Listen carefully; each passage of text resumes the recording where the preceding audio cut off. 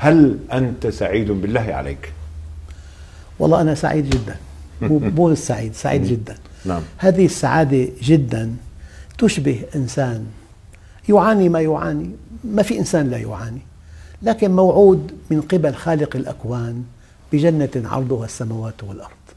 يعني مثل بسيط، واحد يسكن بغرفة واحدة مع 5 أولاد ودخله لا يكفيه ثمن خبز، وفي عليه دعوى إخلاء من هذه الغرفة ويعاني ما يعاني.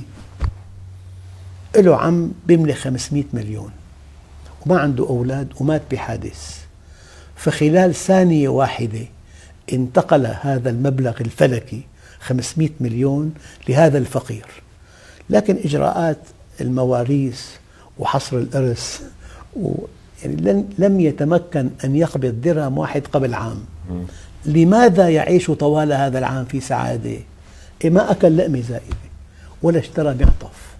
قال: أفمن وعدناه وعدا حسنا فهو لاقيه كمن متعناه متاع الحياة الدنيا.